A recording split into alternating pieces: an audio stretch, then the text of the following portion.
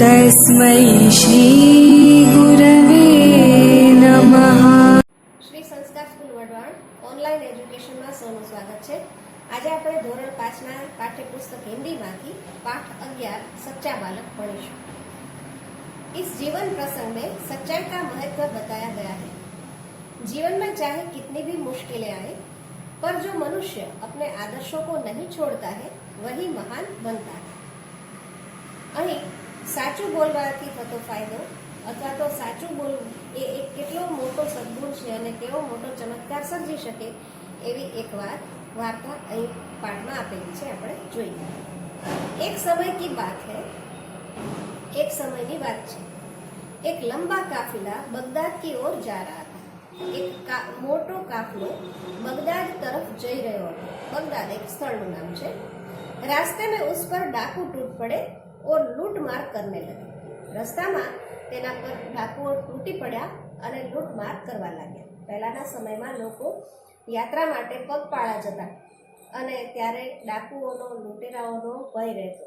એ ટોળાઓ ઉપર તૂટી પડતા, એમને મારીને એમની પાસેથી પૈસા અને કિંમતી ચીજો છીનવીને લઈ જતા। આ કાફલાની સાથે પણ એવું જ થયું। उस काफिले में एक 9 वर्ष का बालक था। तेमा एक 9 वर्षनो छोकरो હતો। वह एक और चुपचाप खड़ा रहकर इस लूटमार को देख रहा था। एक बाजू शांतिथी उभो रही અને આ બધું જોઈ રહ્યો હતો। एक डाकू की नजर उस लड़के पर पड़ी। एक डाकुए તેને જોયો। लड़के के पास आकर वह डाकू कड़क कर बोला, तेरे पास भी कुछ है? છોકરાની પાસે આવી અને તે ડાકુ જોરથી ગુસ્સે થઈને બોલ્યો, તારી પાસે પણ કઈ છે? લડકા બોલા, मेरे पास 40 अशरफिया है।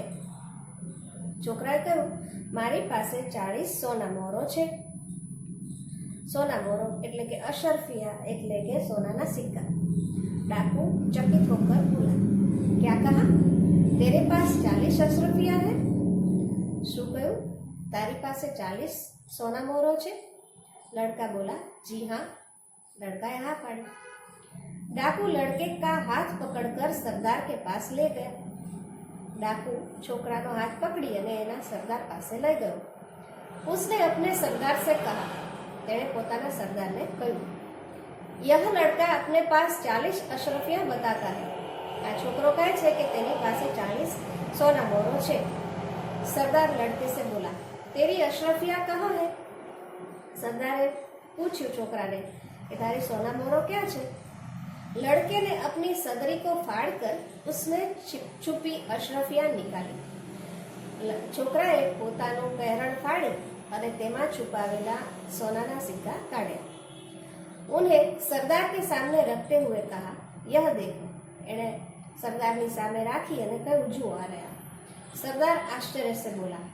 सरदार ने नवाई लगी और बोले, लड़के, अशरफियों को इस प्रकार से रखने का उपाय तुम्हें किसने बताया? छोकरा, सोना मोहरो ने આવી રીતે સંતાડીને રાખવાનો એમની યુક્તિ તને કોણે बतावी?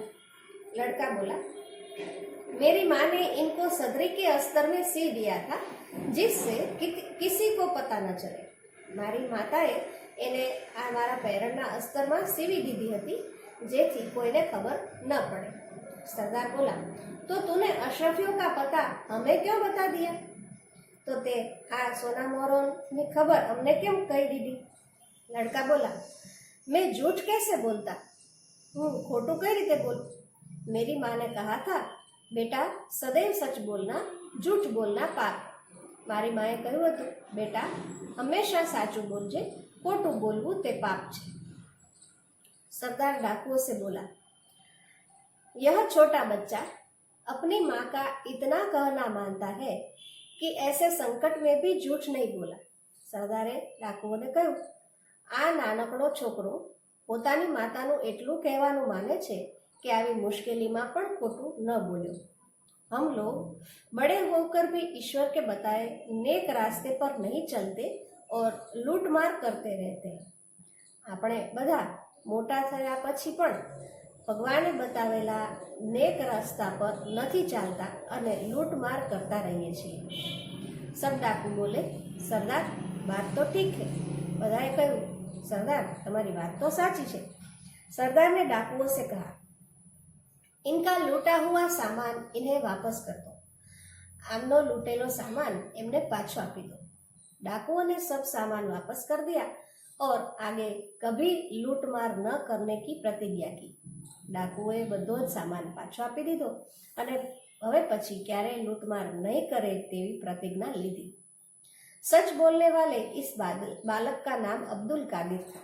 साचु बोलवा वाला आ छोकरानुं नाम अब्दुल कादिर हतुं। बड़ा होकर यह बालक महान संत हुआ।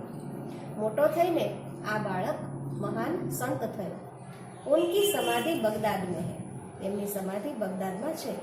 वहाँ प्रत्येक वर्ष बड़ी संख्या में लोग दर्शन के लिए आते हैं। ત્યાં દરેક વર્ષે મોટી સંખ્યામાં લોકો દર્શન માટે આવે છે।